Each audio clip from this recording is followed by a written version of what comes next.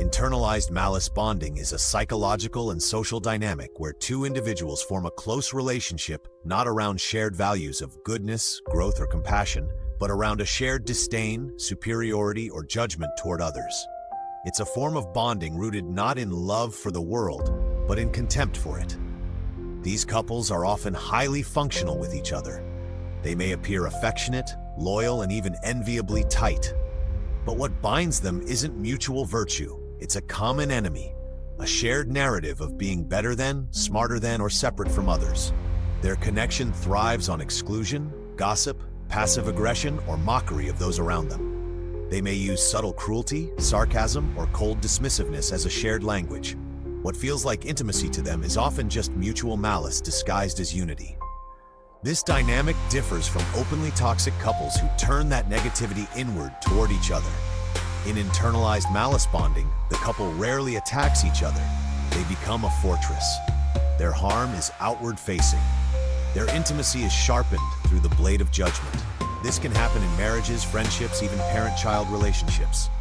It's not always loud or dramatic. Sometimes it shows up as smug glances, inside jokes at others' expense, or calculated social moves designed to isolate or disempower others. It thrives in environments where appearances matter: suburbs, high schools, churches, corporate offices. At its core, internalized malice bonding is a coping mechanism. It's often rooted in deep insecurity, shame, or the inability to form connection through vulnerability. Rather than risk being hurt, these individuals form a pact. We will survive by making others the problem. It may offer short-term closeness, but it blocks long-term intimacy, growth, or true connection with the world beyond their duo. Absolutely. Here are a few examples of internalized malice bonding in action. The social ladder climbers.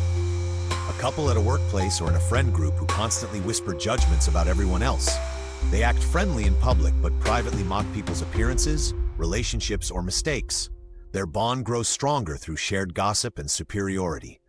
They don't fight with each other. They feed each other's egos by tearing others down. The us versus the world married couple.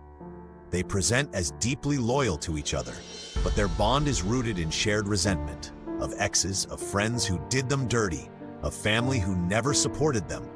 They isolate themselves from the world, using their relationship as a safe zone where bitterness is reinforced.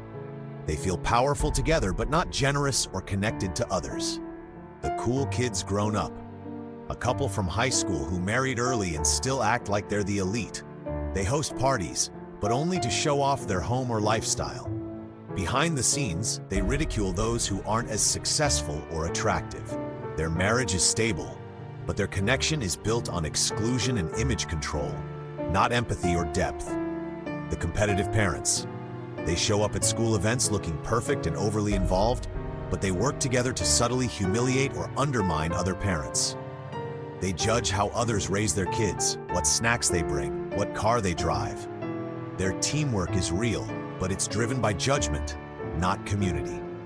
These dynamics often look like strength, but they're fueled by a shared negative worldview. Their loyalty to each other is real, but it's built on contempt rather than compassion. In a world that often celebrates connection at any cost, it's easy to mistake closeness for goodness. But not all bonds are built on love, empathy, or mutual growth. Some are forged in the shadows, strengthened not by grace but by grievance. Recognizing internalized malice bonding helps us protect our own integrity, resist the pull of toxic dynamics, and choose relationships that reflect who we truly are. People capable of love without cruelty, loyalty without exclusion, and connection without contempt. These are the relationships that truly enrich our lives and allow us to grow as individuals and as a community. By understanding and avoiding internalized malice bonding, we can foster healthier, more fulfilling connections.